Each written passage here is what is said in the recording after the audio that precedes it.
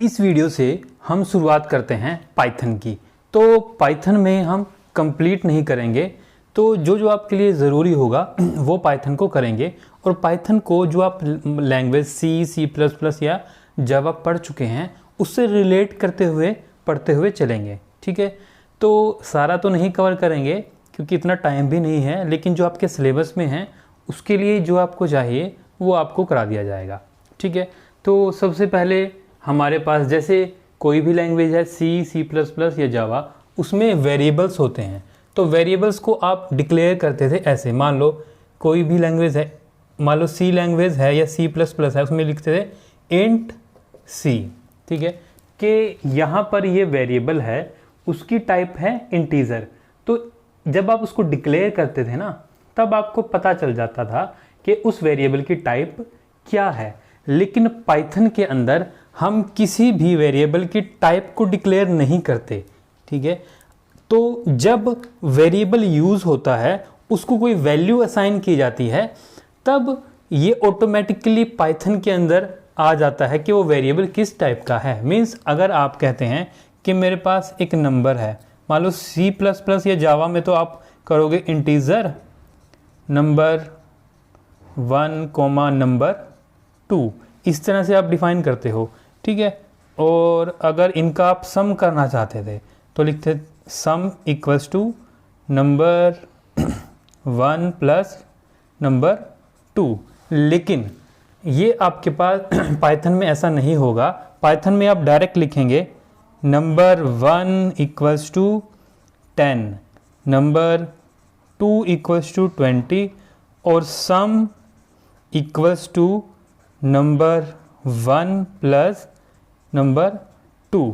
ठीक है, तो यहाँ पर जैसे ही इस नंबर के पास ये वैल्यू आएगी 10, तो कंपाइलर को समझ में आ जाएगा कि ये वैल्यू किस टाइप की है, इंटीजर। ठीक है, तो इसकी टाइप ऑटोमेटिकली इंटीजर हो जाएगी।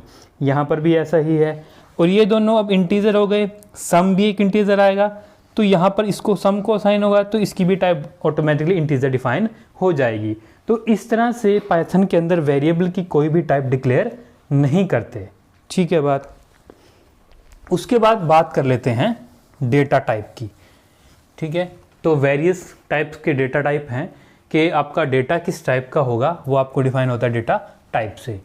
तो आपके पास नंबर डेटा टाइप है, नन है, सीक्वेंस है और मैपिंग है। ठीक है, नंबर्स में तो वही बेसिक्स इंटीजर टाइप का, फ्लोट टाइप का, और इसमें एक नया आ गया है कॉम्प्लेक्स टाइप। ठीक है, इंटीजर में क्या आ सकता है, बुलियन। बुलियन क्या होता है, एक ऐसा वेरिएबल जिसकी वैल्यू होती है ट्रू या फॉल्स। ठीक है, अब इंटीजर में भी अगर आपके पास सिंपल वैल्यू है 3, 2, तो ये एक सिंपल इंटीजर है। अगर आप चाहते हैं कि इंटीजर ऑक्टल है, ऑक्टल भी एक इंटीजर टाइप होती है, हेक्सा भी एक इंटीजर टाइप है, लेकिन अगर किसी नंबर के आगे ओ लगा है, ठीक है, क्या लगा है, ओ, तो इसका मतलब वो ऑक्टल टाइप का होगा। और किसी नंबर के आगे OX लगा है तो इसका मतलब वो हेक्साडेसिमल इंटीजर टाइप का होगा। मतलब ऑक्टल इंटीजर टाइप और hexa integer type. Octal integer type के लिए अगर उसके आगे O लगा है तो ऑक्टल इंटीजर, अगर OX लगा है तो वो हेक्साडेसिमल इंटीजर। ठीक है, और बुलियन वेरिएबल ये। तो अगर आपके पास कोई एक्सप्रेशन ऐसा है, आपने लिखा, मान लो एक वेरिएबल का नाम है ये आपने ले लिया, ठीक है, और आपने लिखा कि 6 ग्रेटर देन इक्वल्स टू 8। ठीक है, तो क्या 6 ग्रेटर देन या इक्वल टू 8 है, नहीं, तो ये क्या हो जाएगा, फॉल्स। मीन्स अब इस वेरिएबल को क्या वैल्यू मिल जाएगी, फॉल्स। तो यहाँ भी एक टाइप डिफाइन करने की जरूरत नहीं है। एक्सप्रेशन ने जो इवेल्युएट करके दिया, फॉल्स दिया, तो इसको मिल गई वैल्यू फॉल्स, तो इसका मतलब ये किस टाइप का हो जाएगा, बुलियन टाइप का। ठीक है जी बात। उसी तरह से अगला आता है फ्लोट। फ्लोट में आपको पता है पॉइंट्स में नंबर आते हैं। ठीक है, जैसे अगर हम परसेंटेज की बात करें, परसेंटेज होती है ना 80.2। ठीक है, तो ये क्या हो गया, फ्लोट टाइप, अपने आप आ जाएगी वैल्यू। अब इसमें नई आती है कॉम्प्लेक्स।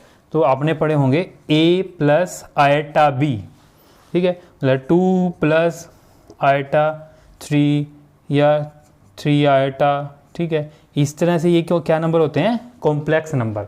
तो यहाँ पर पाइथन में कॉम्प्लेक्स नंबर भी अलाउड होते हैं, ये भी एक डेटा टाइप होती है। ठीक है जी बात। उसके बाद आता है स्ट्रिंग। तो जब कभी किसी वेरिएबल के पास डबल कोट्स में कोई वैल्यू असाइन होगी तो उसका मतलब वो क्या है, स्ट्रिंग। ठीक है, उससे पहले एक नन है कि अगर आप किसी वेरिएबल की टाइप ही नहीं डिफाइन करना चाहते कि वो किसी भी टाइप का ना हो तो उसके लिए हम यूज़ करते हैं नन।